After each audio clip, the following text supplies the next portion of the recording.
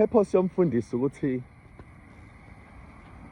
ambule injulo yomoya, and i-purpose yomprofethi ukuthi ambule injulo yomoya.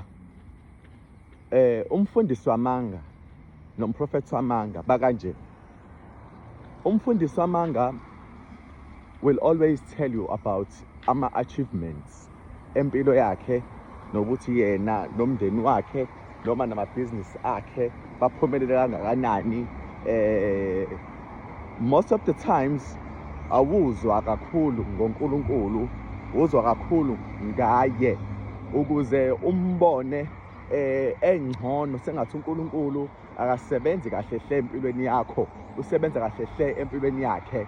And izinto azakhayo izinto that shows him as superior than anyone in the room, that shows ugcobo lwakhe as valid than ugcobo lwabanye, because uyifuna ukuthi vele abantu bamazi kanjalo for them to stay. So now when the people have finished the sermon, sebehamba sebe emakhaya, they would want to go back and hear more about Lomfundisi. They will want to go back and try and write down yonke into ayishilo ukuze be-apply empilweni yabo. But these things zinzima and ayilandeleki kalula ezenzekile kubona abakhuluma ngazo. Some of them are true, some of them are not.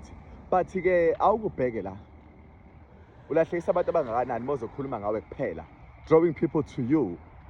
Yabona ke, instead of ukudukisa abantu ngoba uzolanda ngabe egcineni nemphefumulo yabo idukisile, why can't you speak about Jesus Christ? Because when you speak about God more, people will leave the room wanting to know more about God. And these people bazokwazi ukuthi refer to the word of God uma bengasekho emakhaya. I mean bengasekho njalo esontweni sebesemakhaya, they would like to refer ezwini laNkulunkulu.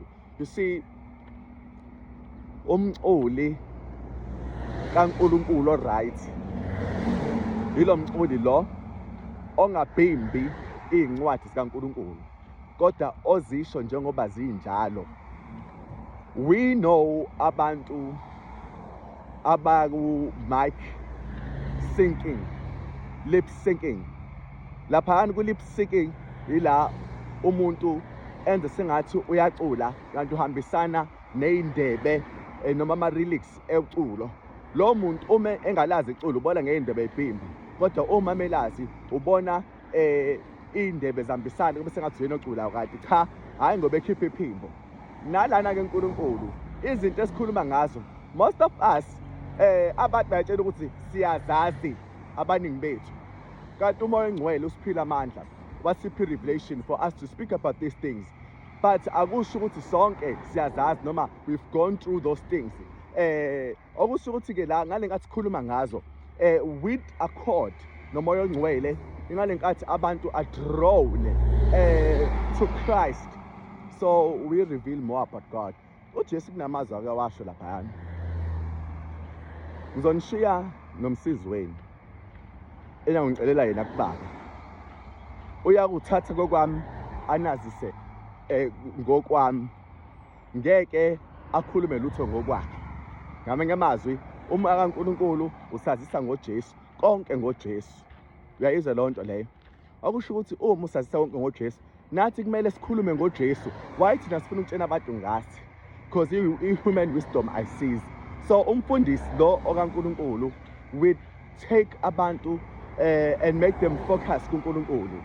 These people, they are able to change atmosphere for better because they are connecting people to God.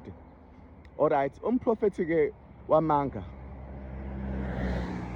ulo okhuluma izinto ngokusensa, anyone can do that bakwethu.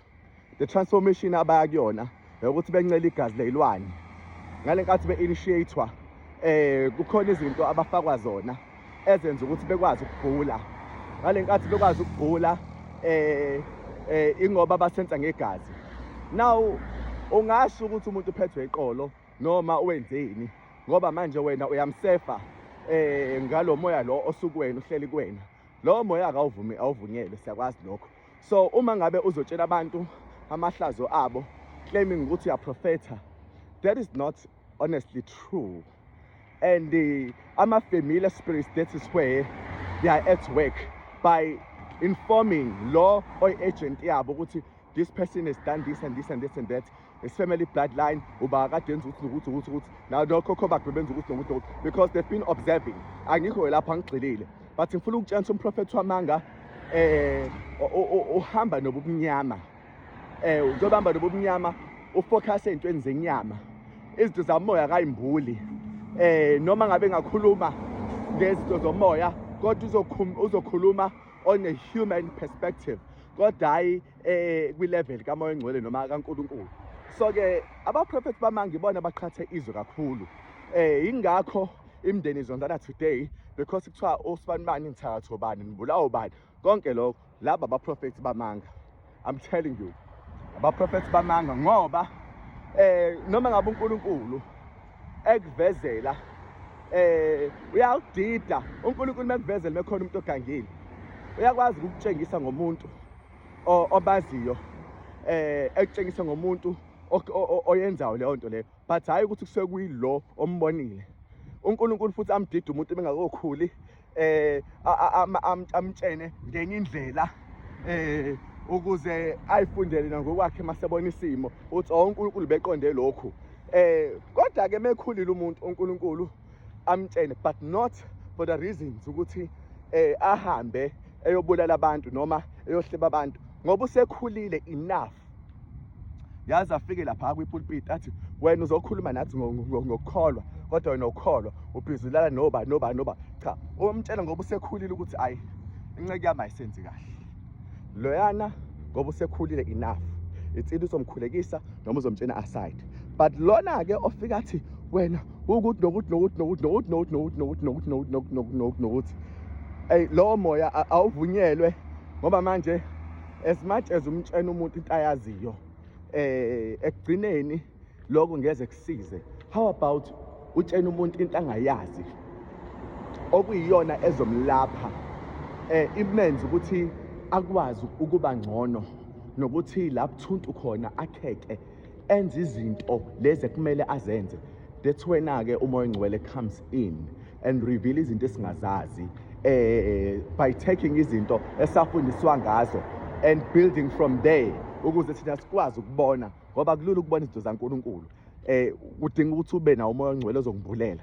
Yingakho la njengoba laba abaprofethi bamanga bafana ney'mpumputhe, banayo igift, but i-problem isitha sibahambele ngaphambili, kwaba yisona esenze sengathi igift yabo ingaseva ebumnyameni, kodwa manje azivezanga ngokusobala ukuthi baseve ebumnyameni.